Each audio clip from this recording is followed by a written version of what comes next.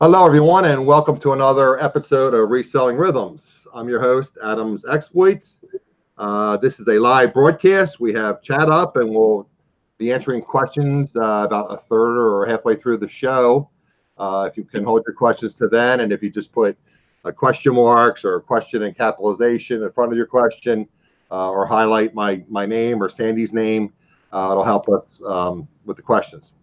So anyway, as I alluded to, our guest today is Sandi, with Just Sandi, and most of you here, probably 99% of you, know who Sandi is. I have advertised this in some of the other wholesale reselling websites, trying to bring in some other people to have them get familiar with Sandi and the jewelry business, because there's a lot of people that don't sell jewelry. You guys know, the ones of you that follow me, I always mention Casey the Rockstar Flipper. Casey recommends purchasing and reselling jewelry, but he comes out and he says, look, that's not my forte, but there's great opportunities and there's good profit margins on those, especially when you're know what you're doing and you're sourced from estate sales, etc. So I wanted Sandi to come on. I wanted her to talk about the various stones. We'll get into silversmithing. What I'll first do is I'll say hello to a few people, and then we'll have Sandi basically give us a little, I call it an elevator speech. When I was in business, that's what they call it. Just a little synopsis of what she's about, her, where she is, her hobbies, how she got into silversmithing, how long she's done it, et cetera, et cetera. So let me just say hello to a few people, and then we'll roll right in. Apologize, we were a couple minutes late. Murphy's Law. My internet was down, my Wi-Fi, so I worked that out. So I'm going to say hello to a few people. Ella, you've been here for a while. I've been told to call you Ella. Welcome. Shelly's here. Anna's here. Anita's here. Ruth is here. I know who else is here. Robert is here. And I know my most knowledgeable moderator, Michelle, is here. If any other questions, if you want a lifeline or any kind of game show, you want Michelle as your lifeline, because she's tremendous at all that stuff. She's also a great moderator. Okay, I don't think I missed anybody, guys. So we'll give it about another 30 seconds. And again, my guest is Sandi, with Just Sandi. Her information is all in my description of the video below. I have her Facebook group, I have her YouTube page, and I have her email address. If you guys have any questions, she does custom jewelry. If you guys want to have something custom, she also does auctions with customs as well as other jewelry up for auction on Friday evenings. So we'll get in that towards the end of the show, and then I have a little special surprise for you guys at the end of the show. Those of you that were night owls or up in the middle of the night last night, you know what it is. Those of you that were not in Sandi's chat, where she was making her different things and showing us what she was doing, you don't know. So you got to hang around for that answer. So I'm going to unhighlight myself, and we're going to go over to Miss Sandi and have her introduce herself. And we should get her up shortly. She should be up now. All right, Sandi, you are up, I believe. Hi, guys. Let me click over on myself and see if I can. There we go. So I can see what I'm saying or something. Something to that effect. Well, I'm looking at the chat, and most of you guys know me, but hi, everybody. Let's see. I don't think I know Barbie's Crafts. Barbie is Barbie and Ken. They do auctions. Okay. Anna, hi. Rosie's Closet. I think maybe I've seen her a couple times. That Rosie is Crystal, or Crystal is Rosie. And Landshark Picker, hi, welcome. That's Craig.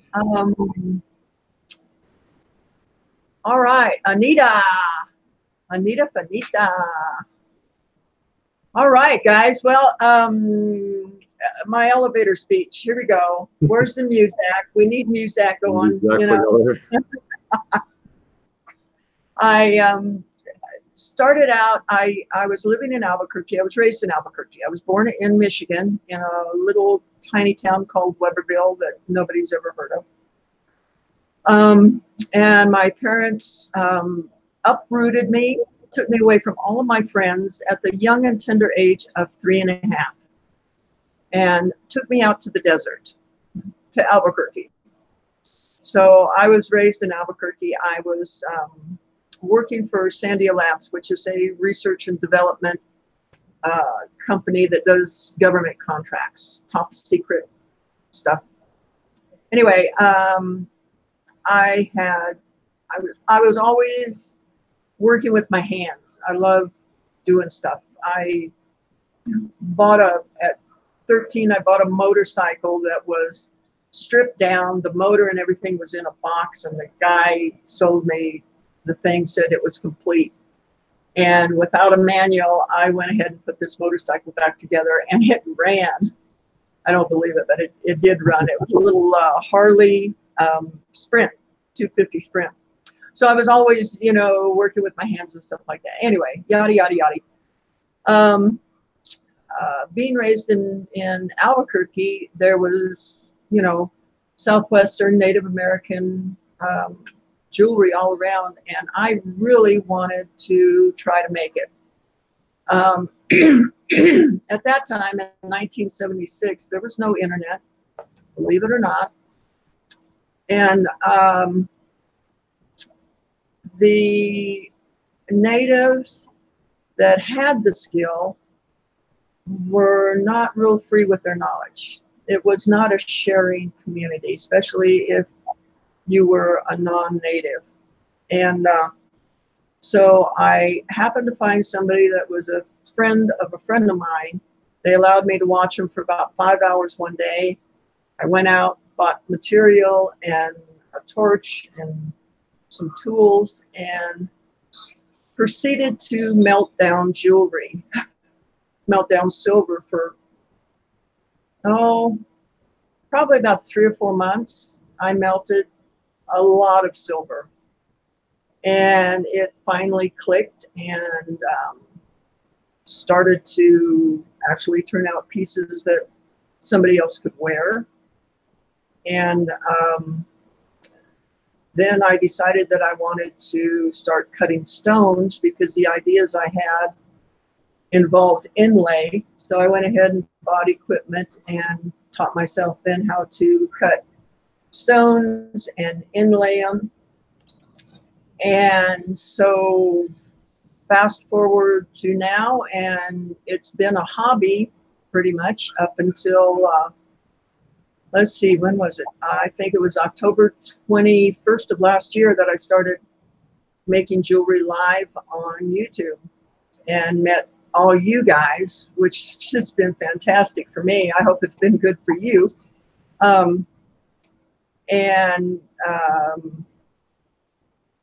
You guys know the rest of the story. I have Papillon dogs, which I show quite often. And I have a puppy that's 4 months old, and in 2 months we're going to start taking him to the dog shows and showing him. That's probably my hobby. I work to go and play at the dog shows, so I'm anxious to get back there and with my friends and that, and start showing dogs again. I was in Albuquerque for about 11 years, and circumstances were not conducive to me staying there. I was in a bad area of town, and my best friend moved to Farron, Utah, and the house right next door to him became available for rent. And long story short, I now live in Farron, Utah, next to my best friend and his partner. So, and I'm loving it here, guys. I am absolutely in the right place at the right time, and probably for the first time in my life. And it's such a good feeling. And I think that it's showing in my jewelry too. I think I'm more creative up here than I was in Albuquerque. So, what else, Adam? What else would you like to know, my dear? Okay. Ask me anything. I'm gonna try to see if I've learned anything from my friends, and tell me if I click on this, I should be able to present us both. Let's see if it'll go back and forth. Did it go to me? Of course not. It didn't go to me. Okay. Oh, there it is. Okay. It's the little lag on the YouTube. Okay, so maybe I did figure this out. How about that? Wonders never cease. You can teach an old dog new tricks. Just real quick, a little side note. When were you in the bar business? I thought that was a neat story you had told about you owning a bar. Oh, when did I have? Oh, okay, my bar. You left that whole part out. Well, I lived in the San Luis Valley, about halfway between Taos, New Mexico, and Alamosa, Colorado. And I had a partner at the time, and she kept trying different businesses, and this bar became available for lease. And I said, I'd always wanted a bar. I'd always wanted a Cheers bar. So I went ahead and leased this bar, and it was the type of bar. Well, it was 150 feet from New Mexico, so you could get drunk in Colorado and just literally stumble into New Mexico. But it was the kind of bar that if it was legal and it didn't hurt anybody, you could do it. We had popcorn fights. We had people would tap each other's beer, and the beer would go everywhere, and everybody would laugh and have fun. And hey, I have a mop, I'll mop it up, and you guys are going to buy another beer from me, so that's okay. So it was a lot of fun until it wasn't. My ex sort of ran it into the ground the last couple of months, but hey, you got some good memories there. So now, is that when you went into working in the private sector, or is that when you got into the jewelry business? I have really always been into jewelry. I did a lot of custom work in the San Luis Valley. It was kind of funny because I would be making Christmas presents for both the husband and the wife, and they'd say, "Oh, don't tell my wife, don't tell my husband," and I'm sitting there just grinning because they're both talking to me, and I'm going, I'm making both you guys as Christmas gifts. So if you ever want to tell a secret to somebody, tell it to a jeweler, because they're not going to tell anybody. Yeah, probably when I got back to Albuquerque, when I left the San Luis Valley and went to Albuquerque 10 or 11 years ago, I really started back into the jewelry and made it more or less a full-time deal. I rented a small trailer there and turned it into my shop. And then I found YouTube. And my life has not been the same.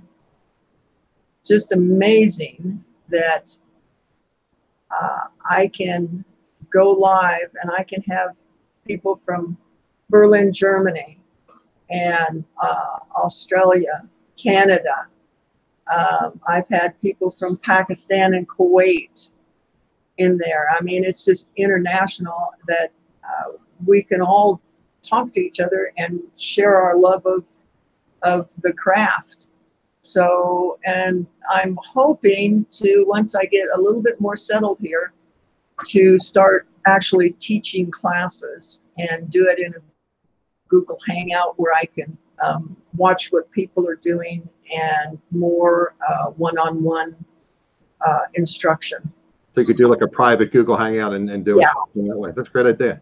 You also have a big collector of yours that's in Australia, Miss Kathy. Yes, yes, yes. It just amazes me that people would want to come and watch me, but it is empowering.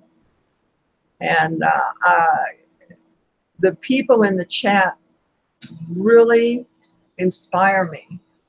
And so I'm very appreciative to the guys and gals that come in and offer suggestions. Do you want to do this? Do you want to do that?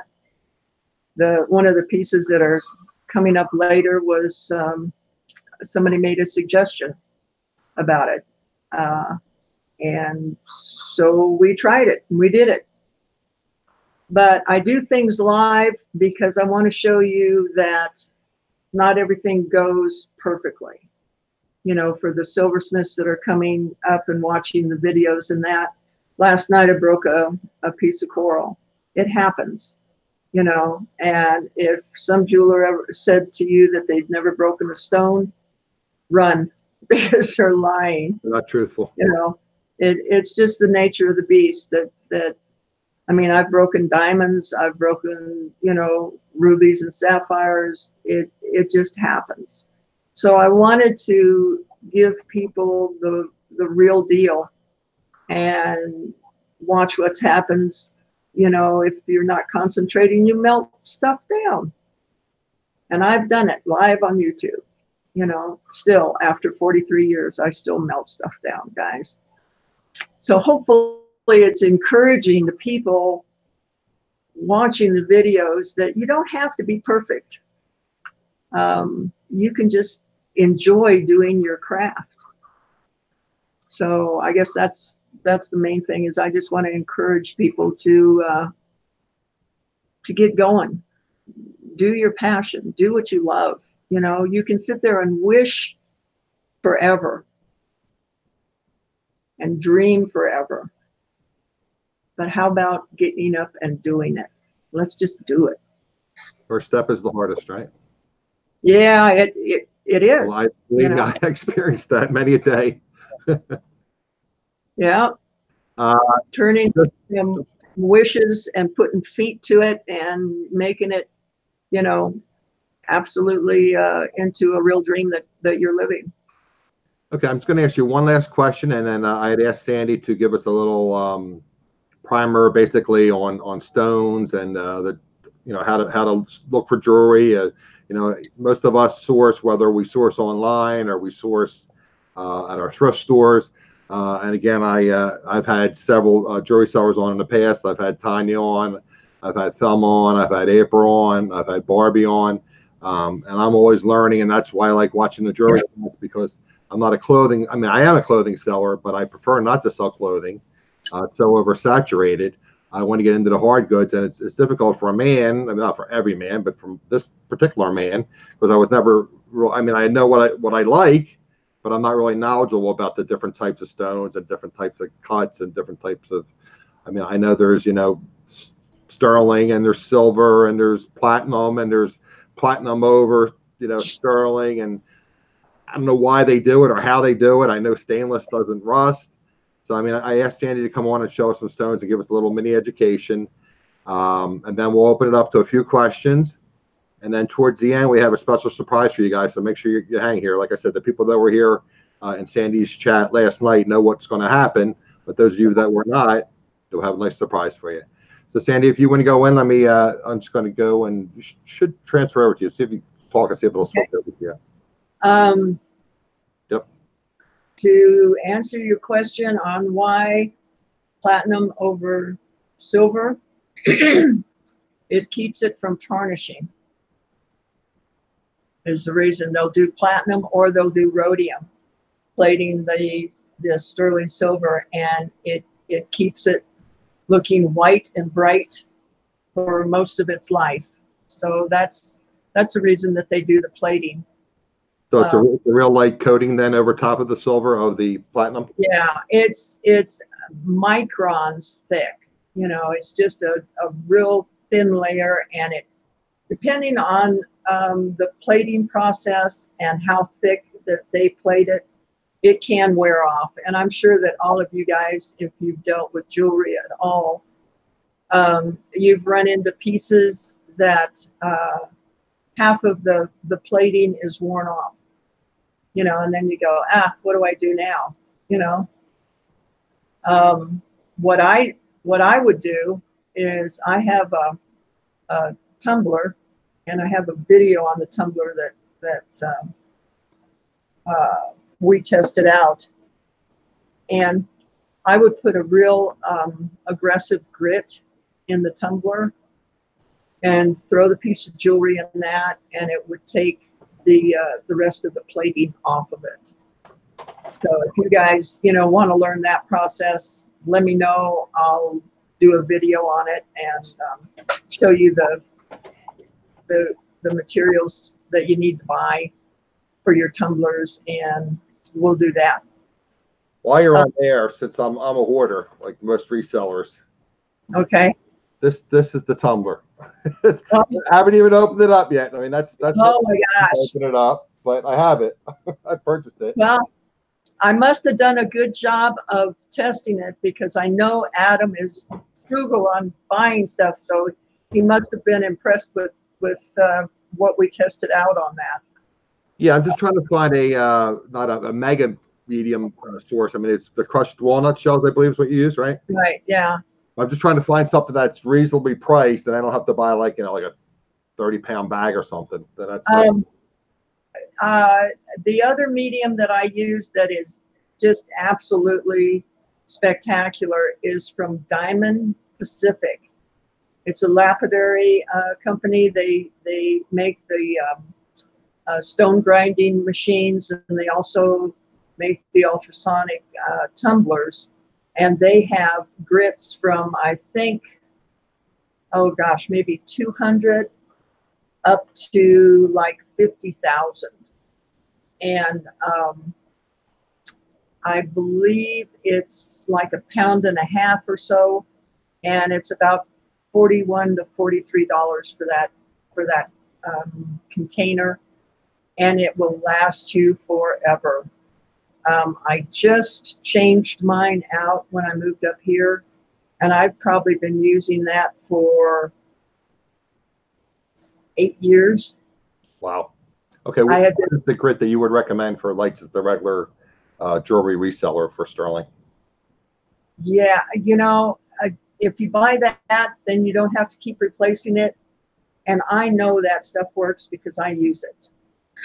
Well, you said there's different grades of grit. I mean, as far as the numbers, what number would you recommend? For just cleaning up tarnish and polishing it, I'd say about 14,000. 14,000. Okay. Yeah. That's a great tip. Thank you. Yeah, I'm ready to order some more. I'm going to order 14,000, and I'm going to order 25,000 and see if there's a big difference. And if there is, then I'll pass that on to you guys and say, hey, don't bother with this one. Just use this one. I'll do the testing so you guys don't have to waste your money and go, oh, I've just bought the wrong thing.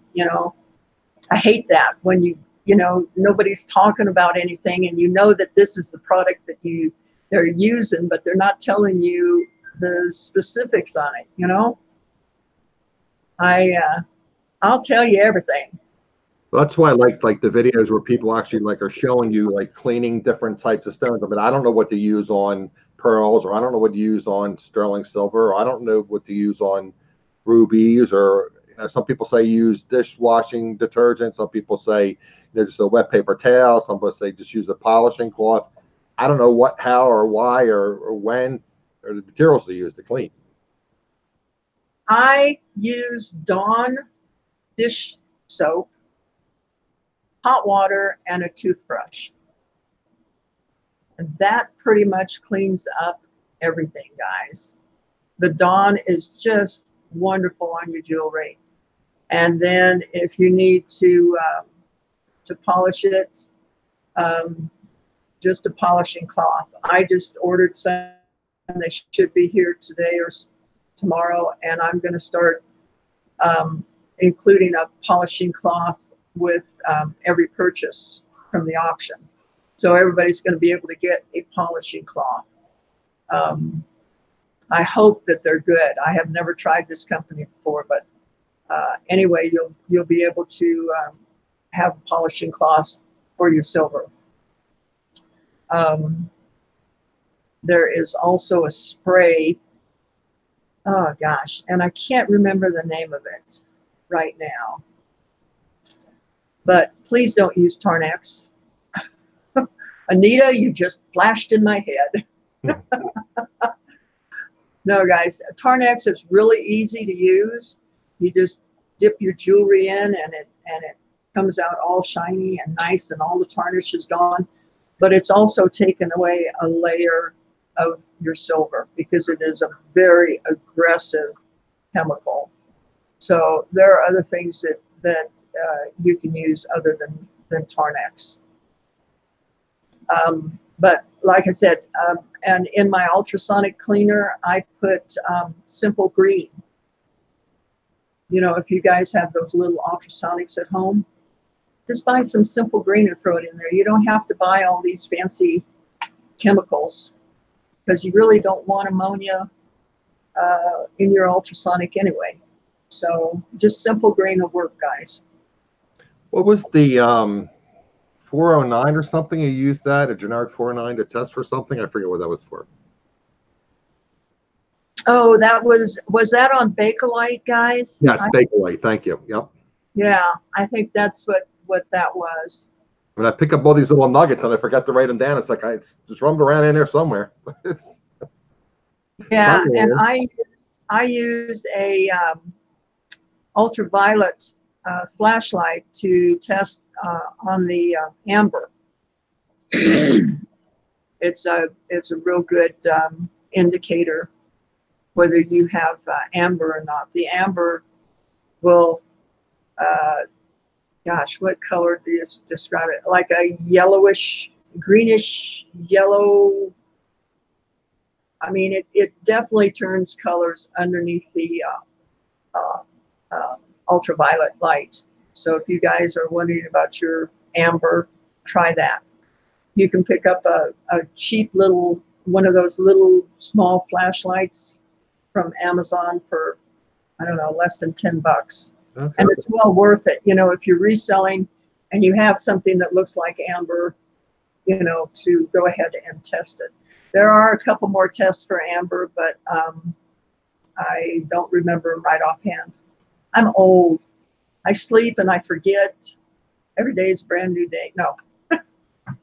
Anyway, on turquoise, you use acetone on a Q-tip. Acetone.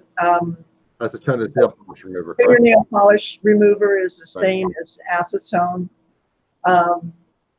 And do it in a place that's not real obvious, and you can rub it and see if any of the color comes off. If it does, it's probably dyed howlite.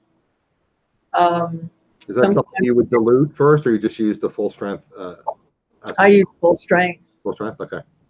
You know, if it's howlite, I don't care if I ruin it, and it's not going to ruin turquoise at all. You know, so sometimes I will, like right at the top of the bezel, I'll take a straight pin and scratch it a little bit to see if there's a color variance underneath that original layer. But the acetone is probably the easiest for you guys. As far as the faceted stones, you really need a tester to determine, you know, whether they're real or not. They've come out with moissanite now. If you guys are going to buy a diamond tester, please buy one that shows you whether it's a diamond or moissanite. I'm sorry, there's inexpensive ones. Will they show moissanite, or they're not sophisticated enough? You know, I haven't checked lately, but I think you could probably get one for maybe 20, 30 bucks that shows moissanite. Okay. To me, the refraction in moissanite is much better than a diamond. But when you're selling to other people, they don't know, you know, that they're going to get a bigger wow factor off of moissanite. They just go, I want a diamond. So, you know, you need to, if you're going to tell them, I'm selling you a diamond, you need to make sure that it really is a diamond and not moissanite. So let's see, what else? the rest of the stones, I just pretty much by looking at them and touching them is, I mean, I've handled them for 40 years now, so I can pretty well spot, what's going on with the different stones. And that doesn't help you guys at all, does it? No. I was going to say, I am so sorry. If I could just, take it out of my brain and put it in yours, I would, But it's sometimes, guys, it's just a matter of trial and error and repetition. I mean, I can pick up a piece of jewelry and tell you whether it's gold or not, just by the feel of it. You handle it long enough, you can tell. Silver, I can do the same thing. Silver too, and I know you, and I'm sure Tanya, and Thelma says she can just feels it. Yeah. I can't. With gold, it's warm and it's soft.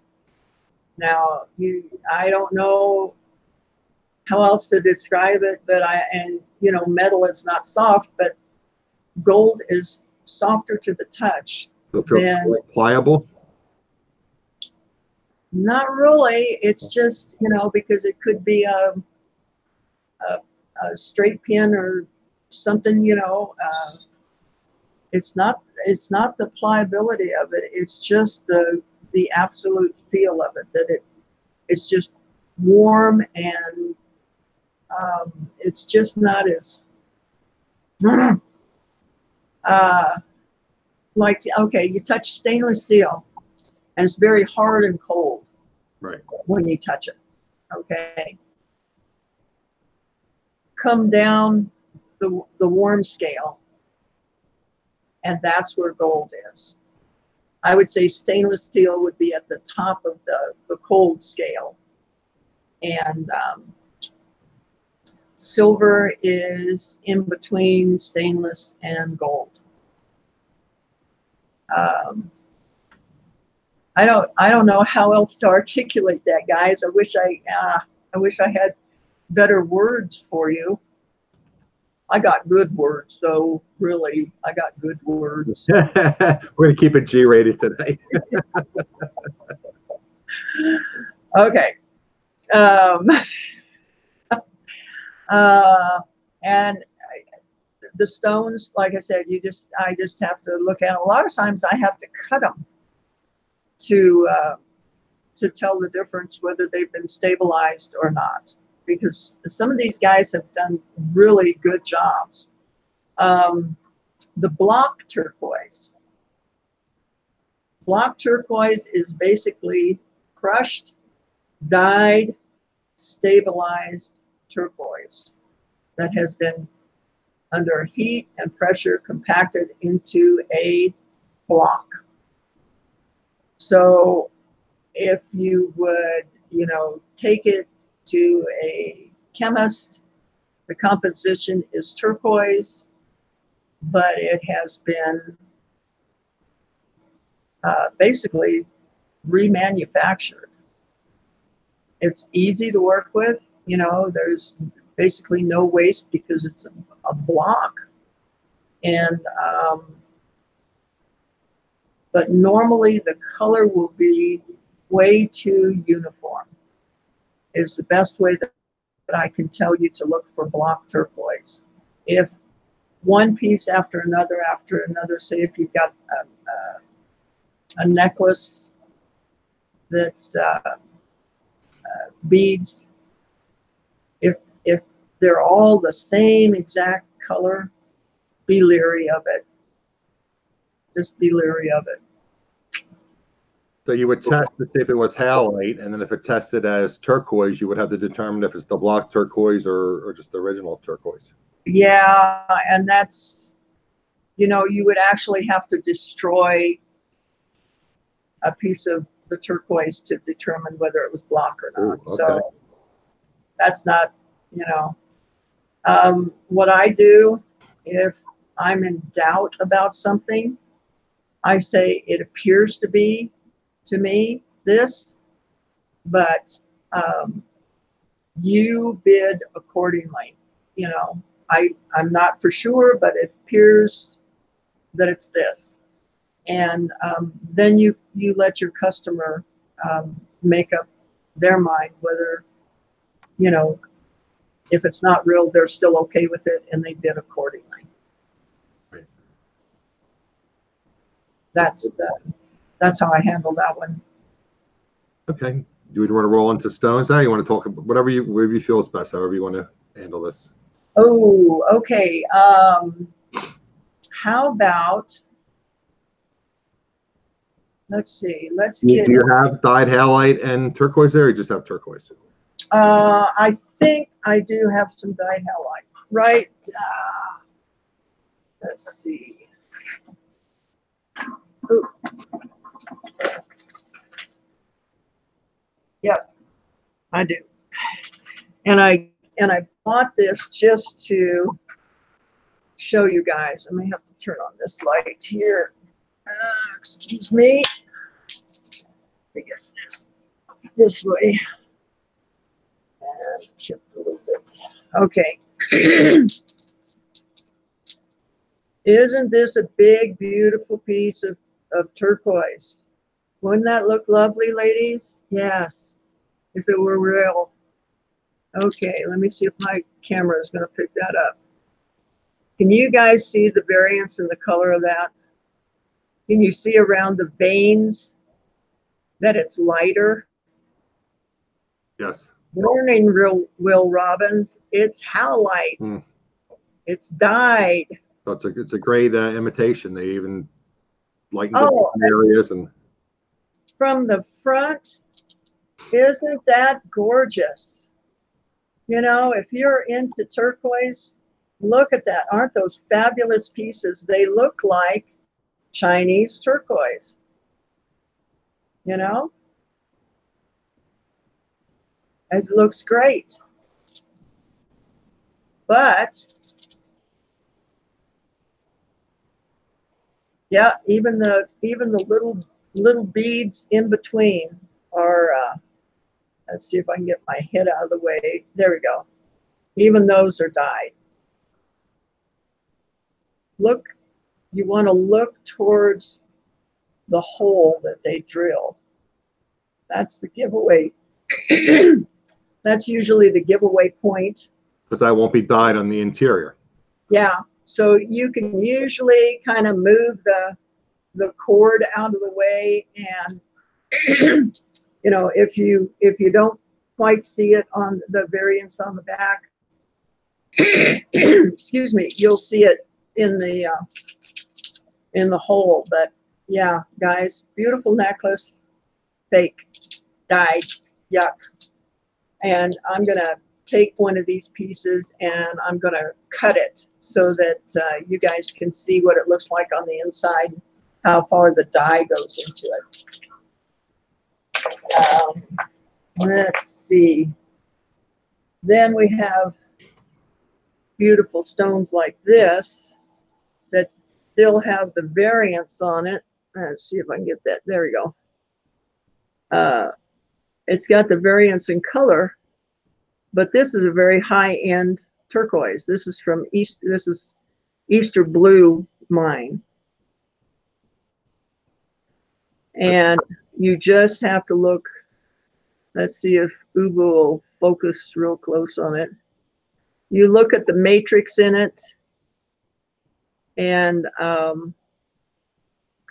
really believe you guys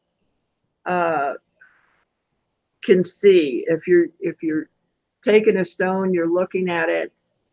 If it's real symmetrical in the matrix, be leery. And I really think that we have some of the smartest jewelry sellers in this group. You guys are just, you're sharp. You know, you've all got good eyes. You pay attention to the detail, and that's what counts, you know, is look at it. If the first thought in your mind is it's fake, it probably is. If you looked at enough jewelry, the real stuff, and you come across something and you go, doesn't feel right, doesn't look right, it is probably fake. Trust yourself, trust your gut, because it normally is right. Better safe than sorry, basically, when you're sourcing things. Or in a line, I guess it's really difficult if you're buying like off a shop Goodwill or something, or Etsy or whatever. Yeah, I mean, that's buyer beware. Right. When you're buying stones off of the internet, and you just bid accordingly. You know, I mean, I buy a lot of stuff off of the internet, but I don't get real outrageous with what I'm going to pay for it.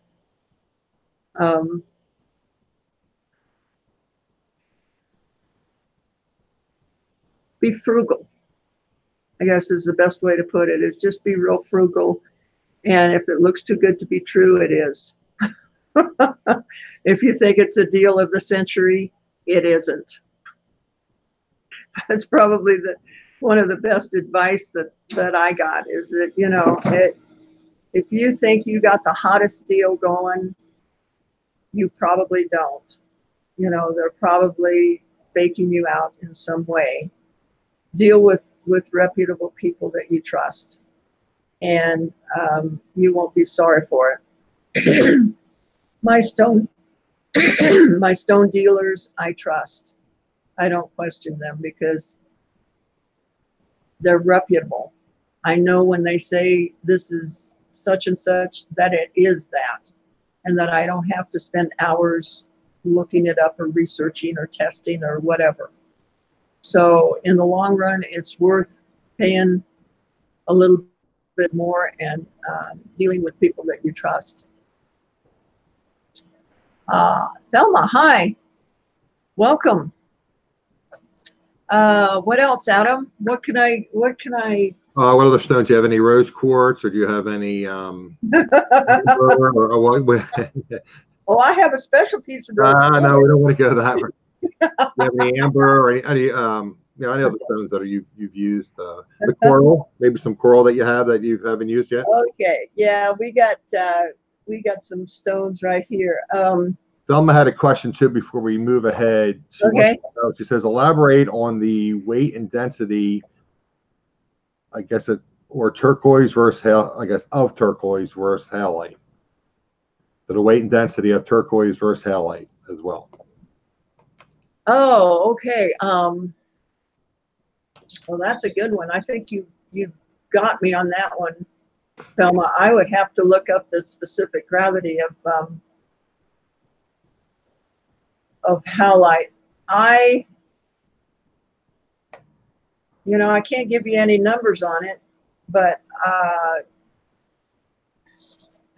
halite appears to be lighter, but not always. That necklace that I just showed you is extremely heavy. It feels like it should be turquoise because it's got the weight to it. So that's not always going to be a good barometer to figure it out. Obviously, the density of halite is less than turquoise, although, let me put a footnote on that. You can get what they call chalk turquoise, which is just kind of a real washed out, very porous turquoise that they dye and stabilize. So there's not a real definitive rule that I can give you that, one of them is this and the other one isn't. Because in chalk turquoise, it's going to appear a lot like halite. That didn't help you at all, did it, guys? I'm sorry.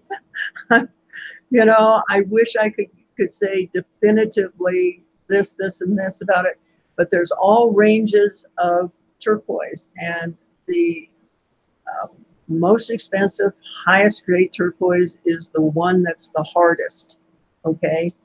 And then as it gets less dense down the scale, the less you're going to pay for it, if that makes sense. What was I always forget the name of that mine that's in Nevada that you said looks like a robin egg. It's so beautiful and it's very rare. They only open up the mine periodically. Um, I'm thinking Neiman. Number 8? No, it's a name. Like it's not Neiman, but it's something like Neiman. There's a Landers Blue that there was only like 96 pounds of that. What's the one that you not Nevada, Arizona. Kingman and Kingman. Thank you, Kingman. Kingman is Sleeping Beauty, yeah. Beautiful blues. Beauty. Okay. Right here is a piece of the Sleeping Beauty. I was close. It kind of looks like a robin's egg, but I got the wrong state. Yeah. Yep. That's beautiful. I love that. This is a piece of rough amber that I picked up my trip to Gallup. So that's what rough amber looks like, and we're going to cut that online and see what's inside that. I picked up this piece of amber just because it was cut. Well, it probably shows up better that way, doesn't it? Yeah, a lot of yellow in it. Yeah, and you can see that there's a few little things in there, so we're gonna polish that up and see what that looks like. But that's what rough amber looks like, and it looks even better when there's light behind it. Does amber have the little pieces of like fossilized things? And what do they call that? You know, certain things have like little fossilized things, and like amylites and that sort of things, the trilobites and all that they have, like at the Tucson show that they from Morocco. Is that what you're talking about? I'm thinking there's certain stones that kind of like they kind of like grow around fossils, or I guess when you open it up, and there's little, not veins, but little like pieces of various materials in there, I guess natural materials that are actually that the mineral grows around, and you can see that when you cut it, you can actually see those little pieces in there. And I suppose that's how you tell on certain stones that it's natural as opposed to imitation. I don't know if I'm thinking of the same thing, but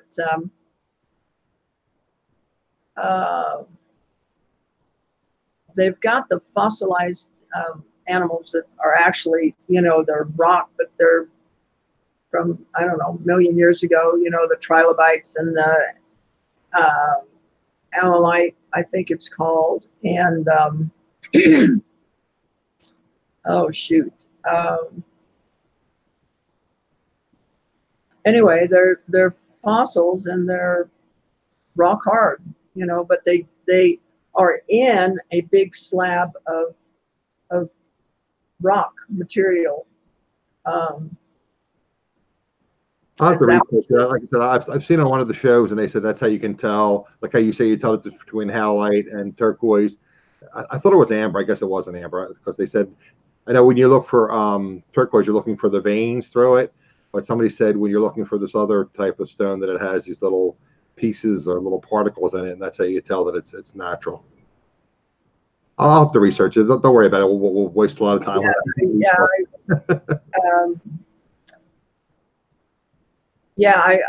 I guess I'm not familiar with that. Okay. Sorry. Why don't you roll in a couple more stones, and then we'll get into our special surprise. We'll ask questions, and we'll get our surprise. Let's see. Let's show you a. Is that it? No. Okay. Here we go. This is a piece of labradorite that I just cut, and it doesn't look like much, does it? But On this side that's polished, once you polish it, can you see the blue flash in that, guys? Yes. So doesn't look like much.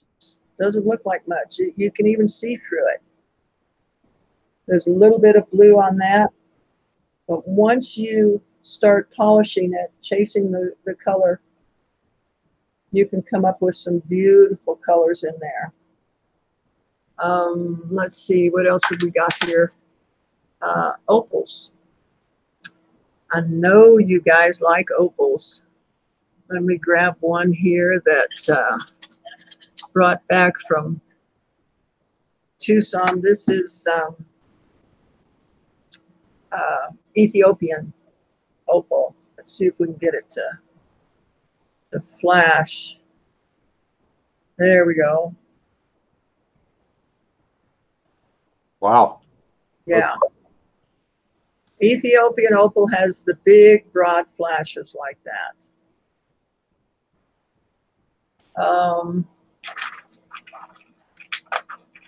Let's see. This is, and I don't know whether this is going to show up or not, but this is Australian opal.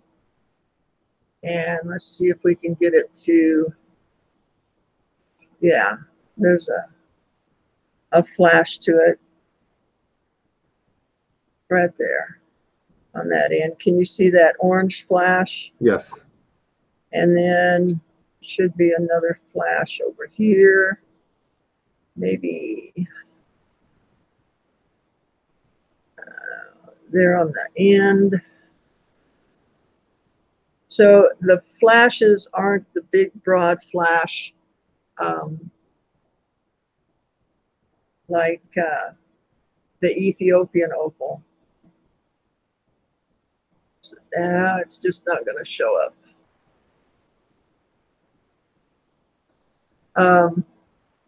So the big broad flashes, they're Ethiopian opals. Smaller flashes, normally Australian opal. Let's see what else.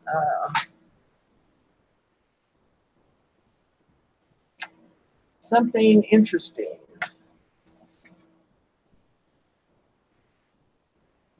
Coral. Yes, Carl. Since I broke a piece of coral last night, I can show you guys.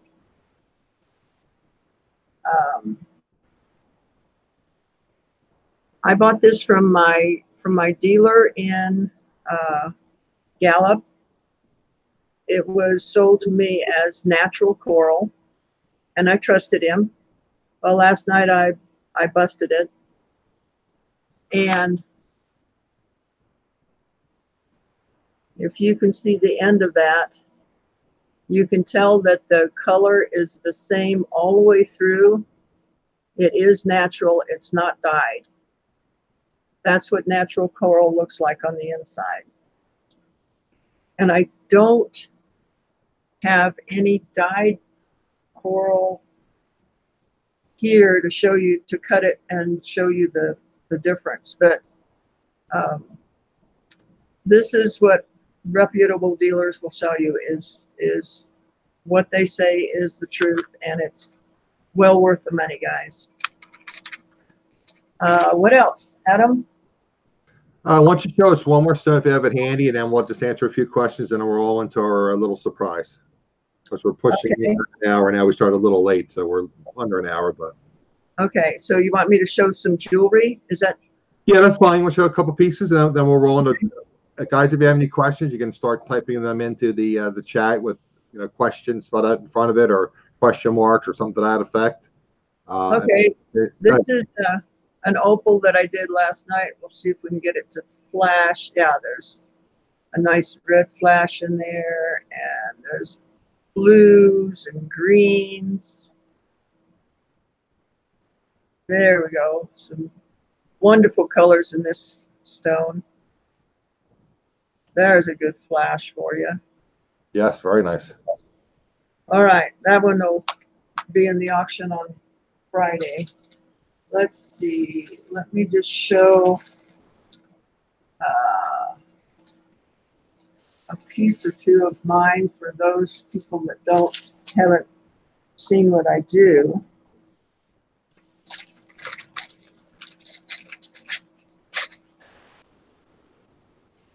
This is a pendant that I did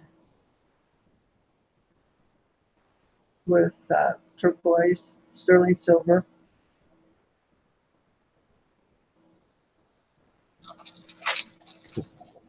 Let's see here. Kathleen said we can go past an hour. The hour place won't get me, but I want to be cognizant of Sandy's time as well, too. So. All right.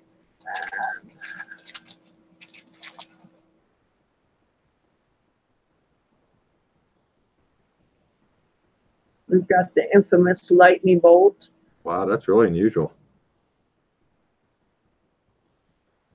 So that's the type of jewelry I do. I can do most anything short of a Fabergé egg. Cannot do Fabergé eggs yet. Adam, darn it. Been at it for 43 years and I still can't do a Fabergé egg. We're going to cover this at the end, guys, but like I said, I have Sandy's YouTube channel in the description below. I have her Facebook group, Sandy Signature Silver. If you want to join that, you're welcome to join that as well. I also have her email if you want to contact her directly about making custom jewelry. So again, that's all in the description below.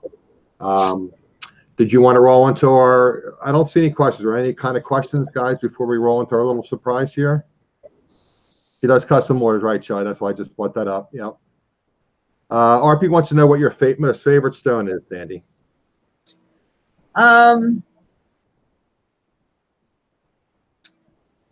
Opal. And my favorite opal is black opal. That's got to be the love of my life. I love cutting opal, and I love the black with the flashes on it. It's just stunning. So yeah, I would have to say opal in general and black opal.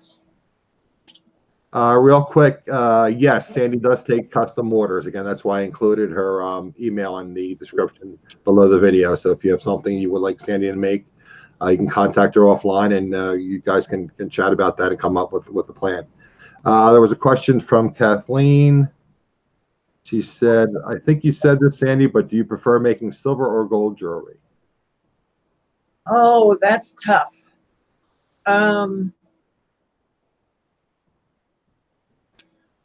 I probably enjoy gold better. It's easier to work with than silver. And I love the rich tones of gold. So yeah, I think if I had unlimited resources, I would probably just work in gold because I love turquoise and gold. It's just, it's fabulous. I think, is that Joy, I believe? She said, what attracted you to crystals? Hi, Joy. What attracted me to crystals? Just the beauty of them, I guess. I just love rocks, guys. I just love rocks. Stashing them for 30 years. Since I found Tucson 30 years ago, I have just been stashing rocks, and now you guys get the benefit from it because I'm pulling them all out going, oh, I forgot this one. So yeah, it's just stones in general I love, especially unusual ones. Shelley wants you to show us some of your inlaying pieces to people that may have not seen it. Do you have any handy? Oh, no, I don't. Okay. Let me think. Oh, yeah, I do. I'm wearing it. Duh. Okay. Oh, that reminds me. I want to show you guys. Go ahead.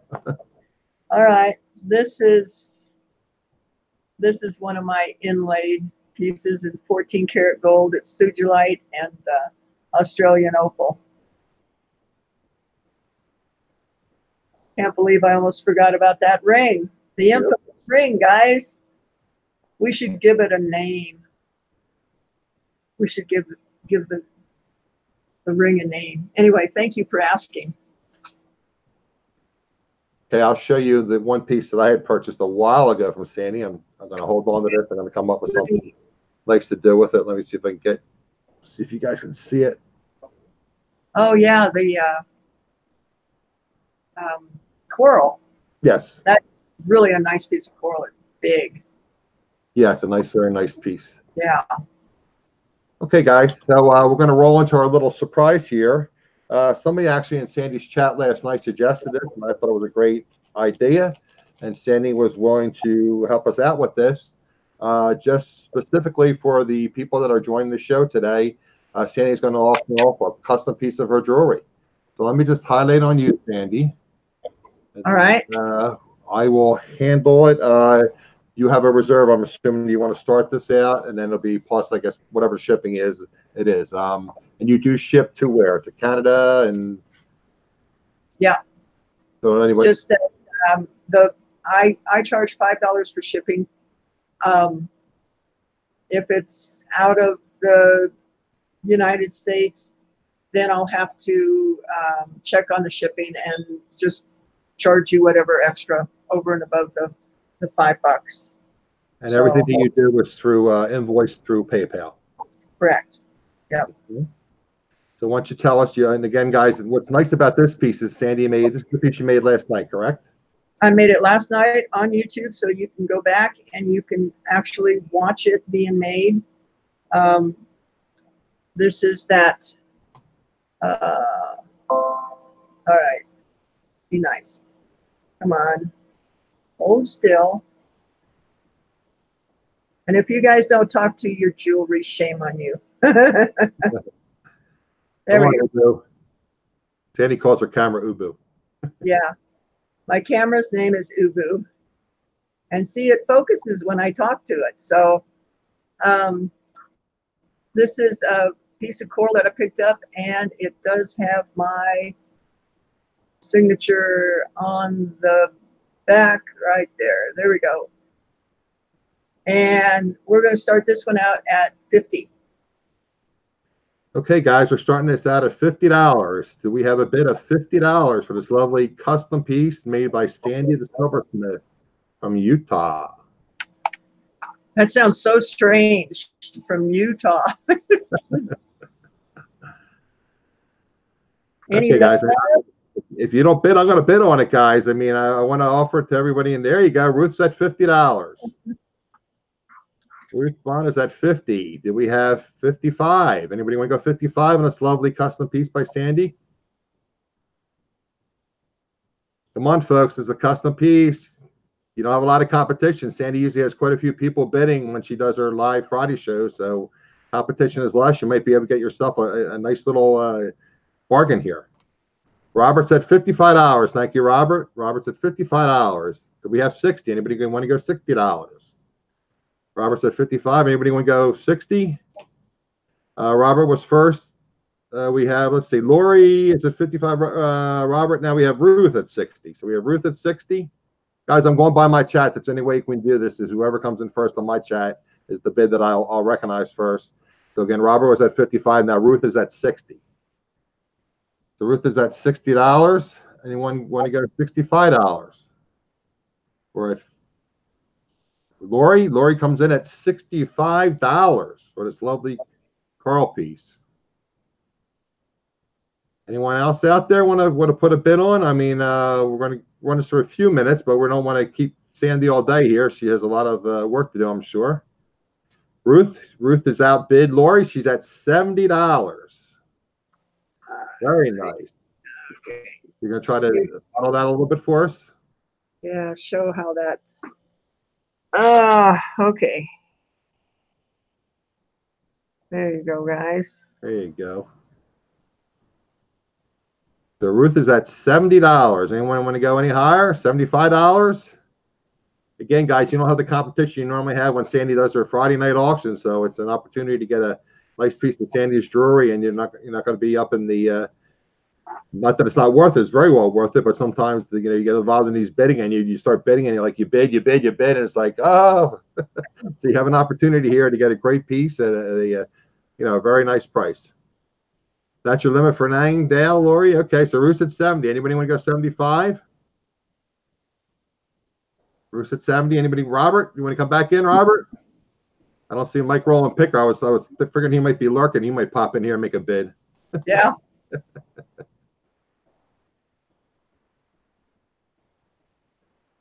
Anyone else want to make a bid? Bruce at $70. Well, it was a special. Sandy was willing to help us out here, and I appreciate her helping us out and bring a special surprise for my viewers and for her. I've tried, and guys, Robert's at $75. Thank you, Robert. Again, guys, before I forget to mention this, the main reason I want to have Sandy on, because I know there's a lot of jewelry sellers, and again, I told you guys, if you followed my show before, I'm trying to learn jewelry and get more into hard goods. But again, we're trying to share each other's channels and help each other grow. When Sandy was on Wade Ventures, her channel grew exponentially. Sandy is pushing, I think, 1,600 subscribers now. Yeah, pretty close. It kind of went nuts after I hit 1,000. It just took off. So I'm at like 770, trying to get to that 1,000 mark before July 21st when I go to Las Vegas for the eBay Open. Again, so I wanted to have Sandy on. We can, guys, and most of you are already subscribed to Sandy, but if you're not, make sure you subscribe to Sandy and check on the notification bell. That's something you guys might want to check periodically too. For some odd reason, and we've discussed this with other creators, YouTube unsubscribed you for some odd reason. I don't know why. There's a rhyme or reason to it, but make sure you do have you're subscribed and you have the notification bell checked. Yes, and my guys, if you're not subscribed to Adam, please subscribe to his channel. I know that some of you came over because you saw it last night. So please help out Adam get to that 1,000. So yeah, YouTube has changed their rules that you can't go live from your phone unless you have 1,000 subscribers. So if you want to see when we travel to different places so that we can take you guys along, we need to be to the 1,000 mark. So that's why we push it so much. Trying to get to 1,000 is to be able to bring you guys to more places. Absolutely. Thank you, Sandy. And by the way, Shelley, that's why I like this too, because like I said, Sandy made this last night. So you guys have provenance, and you can say, I mean, even like your grandchildren, let's say, you can say, I bought this from Sandy, it's custom made, and here's a video of her actually making this beautiful piece of jewelry. So again, guys, you don't have a lot of opportunities to. I mean, obviously, when you bid on Sandy's channel on our Friday evening auctions, we'll discuss that at the very end. But it's an opportunity. Again, this was made last night, and you can actually see the beautiful piece of jewelry being made by Sandy. And we're at, Robert, I believe, has the last bid of $75. Mm-hmm. Guys, we're going to be closing this shortly. Does anyone want to go higher than $75? We got Robert at $75. Anyone else? Looks like Robert's going to get it for his girlfriend, or maybe he'll wear it himself. I'd like that. I'd like to see that on a guy. That would look good. I think that'd be a stunning piece on a guy. Okay, Robert's at $75. Robert going once at $75. I'm going to type that in the chat, so I'll be professional here. Oh, and Kathleen said that you tell the best jokes too. I'm gonna have to tell a few jokes on here. I'm trying to build up my subscribers. I don't want to hurt myself with bad jokes and lose subs. I try to break up the monotony sometimes with some of these auctions that run 5, 6, 7 hours. It's like, okay, guys, I'm getting tired. I don't know about you. How about a joke to keep you awake? Yeah. I usually do something silly and wake everybody out. Yes, you do. Okay, we're going twice with Robert at $75. Robert's at $75. Anyone else want to come in? Thank you, Thelma. Robert's going to get a steal here. You love those jokes. I try, Darlene. I try to put smiles on everybody's faces. I always, and it's actually in my description, my video. If you guys get a chance, it's kind of a stupid description. Not stupid, but it's, I don't know what to put. So I try to educate and learn, and I also, if I bring a smile or make you laugh a little bit, that's my goal with this channel. So I'm trying to learn, I'm trying to educate my subscribers, and I'm hopefully I can make you guys smile as well while we're doing it. So Robert is at $75. We're going 3 times. We're going to do it a little differently than Mr. Dwayne does it. 3 times. And then we'll do a final warning, and then we're going to do a sold, guys. There is a lag. Lag meaning that there's a delay. I don't know what the delay is because I'm in my Hangouts, usually 10 to 15 seconds. So if anyone wants to bid and get a great buy from Miss Sandy, better speak now or forever hold your peace. Yeah, we had to give Adam some airtime at this auctioneer thing so he can get his skills honed. Exactly. I've had offers to be backup auctioneers, and I haven't had the opportunity yet. There you go. All right, so we're going 3 times. We're going to go final warning, guys.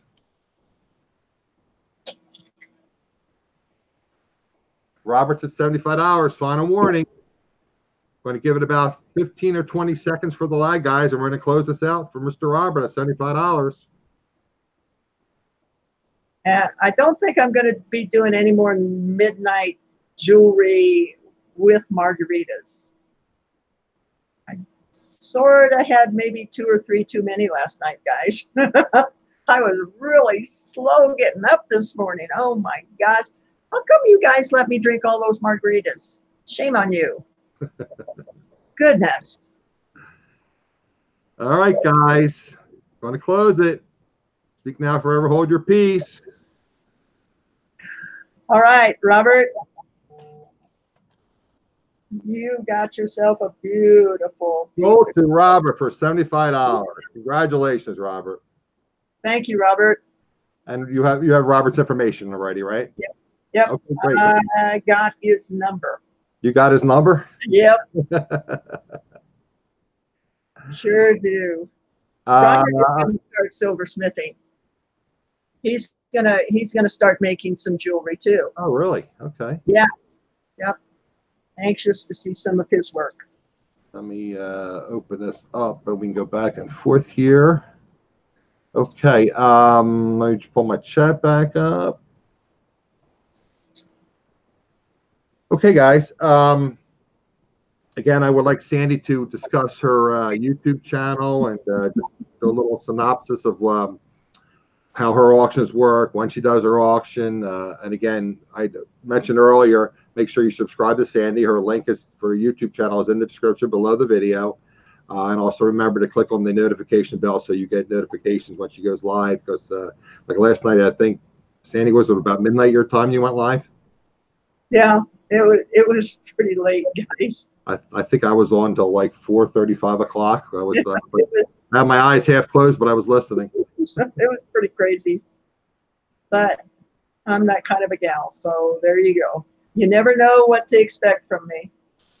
So why don't you tell us about your auctions, what you do with your auctions, when your auctions are, and again, the information is in here as far as the link to her channel and also her email, which you have to pre-register with the Sandy, so she has your PayPal information, your address, etc. Why don't you explain to the people? Okay.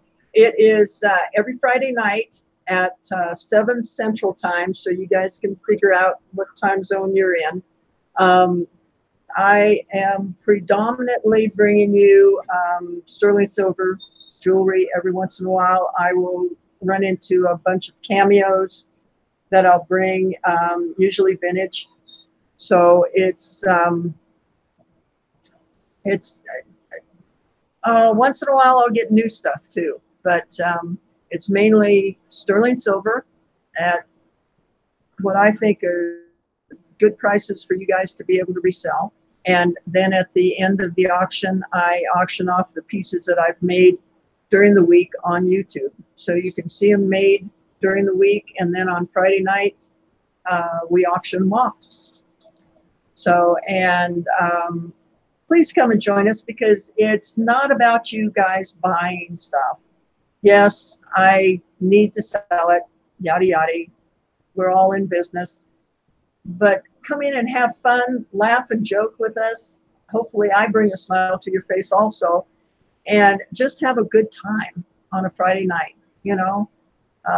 It's not about just selling jewelry. It's about coming in and meeting your friends and talking to people and just having a good time. It's a no drama zone. Yeah, exactly. No drama. So we won't go there. Okay. So again, refresh my mind again, the times again. It is 7 o'clock Central. 7 o'clock Central. Okay. On Friday night, every Friday night. Okay. So again, make sure you are subscribed to Sandi. The link is in the description, and make sure that you click on the notification bell. And I forget who said that they were unsubscribed. Their notification bells, and we're getting notifications. Again, guys, periodically check your favorite YouTube creators to make sure that you are subscribed for number one, and that you also have the notification bell checked. And there's two different settings. There's one like some notifications and all notifications, which I don't know why they have two, but they used to. They might even have it anymore. But I always make sure that I have all notifications. So whether they produce a live video or they do a video and they're edited, you can see those videos as well. So again, I want to thank everyone for being here, and congratulations, Roberts. I think you had a beautiful piece for your girlfriend. Hi, Walter. Again, thank you all for joining me. And again, I have a lot of videos. If you're the jewelry people and you're into reselling, what I try to do again is I try to educate people and myself. Predominantly right now, I have videos with resellers because I'm really not into, but I haven't learned how to edit videos per se. When I do, I'm going to start producing some videos. What I've done is I've done some videos and I played the videos during my live stream, so I don't have to edit it. I've done that. And again, when I'm going to go to the eBay Open, which is about, what is that? About 7 weeks from now, the 21st of July, I'll be in Las Vegas, and I'm going to try to film there. And again, trying to get to that magical 1,000 number. You can use Streamlabs, but I tried doing a Streamlabs test yesterday, and of all things, I made a rookie mistake. I had it in my windshield on my car, and it was like about 85 here, and my phone overheated. So I lost, the phone shut down on me, so I lost the signal. But at least I was able to use Streamlabs. So I look like a real dope. So I pulled that video down. But anyway, guys, thanks again, and I'll use my closing like Prof Sales used to say. Good sales to you. And again, there's more videos. So if you guys are resellers, I have Casey the Rockstar Flipper. I have Thelma. If you're in the jewelry, Thelma Thrift is in here. April Bougie Vera Vintage. Tanya Thrifty Treasure. 3 different jewelry videos I have up, and of course, very proud to have Miss Sandi now as part of my interview selections here. And again, thank you so much for auctioning off a piece today. And I got my feet wet, so to speak, with the auctioning. There you go. My pleasure. Okay, guys. Again, so thanks for joining us, and we'll see you the next time, guys. Thanks again. Bye from Fair in Utah.